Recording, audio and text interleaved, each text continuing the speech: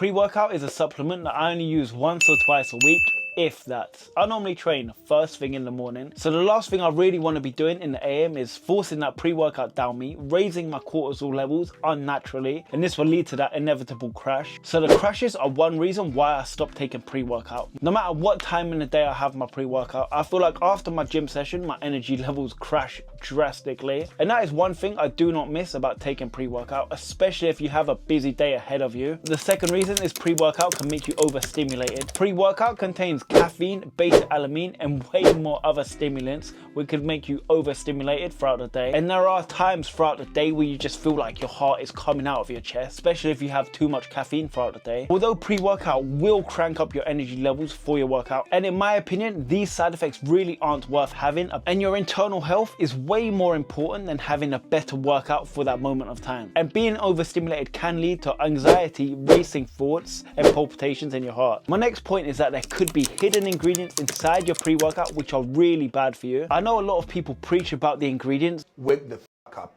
Eat the egg. And I used to be pretty ignorant about that, especially in terms of these supplements. Honestly, I never realized how bad it could be until I had this conversation with one of my friends from the gym. He told me he bought a pre-workout online which wasn't necessarily FDA approved and didn't necessarily meet the industry standards. He said he wasn't necessarily feeling great since he started taking this pre-workout. He went to the doctor, got himself checked up, and found out that his blood pressure increased drastically. So there was this chemical or ingredient inside of the pre-workout which I'm not 100% sure what it's called. So what it did was contract his veins, which made them a lot smaller and tighter, and obviously pre-workout increases your blood flow. So ever since then it's made me really paranoid about the pre-workouts I take. I have to make sure that they're FDA approved and they're not some random brand which you find on Instagram. So yeah, do your research, folks. My next reason is that you can build up a caffeine dependence. Obviously a key ingredient in pre-workout is caffeine, and if you have a lot of pre-workout over time, the more tolerant you're going to become to the caffeine, and that you're increasing the dosage, you're probably going to get more jittery and feel a lot more side effects. For example, you may develop insomnia from this and your sleep may suffer, and sleep is very important in terms of rest, recovery, and muscle growth. So pre-workout really contradicts this, and I really do not recommend of upping the dose of anything, especially pre-workout,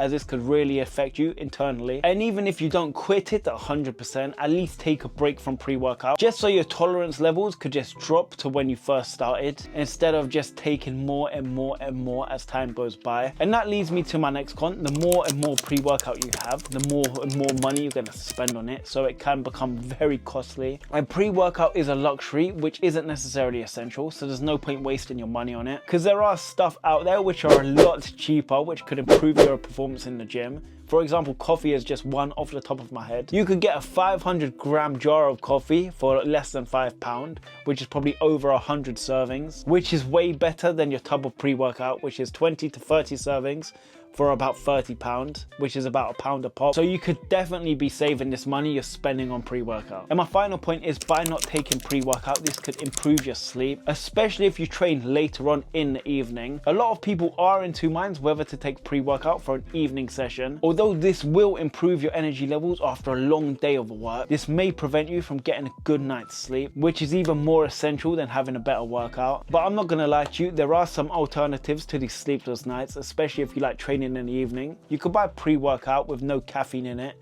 They're called stim-free pre-workouts. So it's just all the ingredients inside a normal pre-workout, just minus the caffeine. So they definitely did take this into consideration while creating this. But I'm also not going to be hypocritical about this. If you are sensitive to caffeine and you have a coffee in the evening, it's going to be the same thing. That's going to keep you up also. So here's why I'm personally quitting pre-workout. Have had some scares. I have been laying up all night with just my heart beating out of my chest, and I'm just really struggling to get to sleep. And it's really not worth sacrificing your sleep for a good training session. I have a lot of caffeine throughout the day, so if by having pre-workout in the morning makes me have one less cup of coffee throughout the day, it's not worth it in my opinion.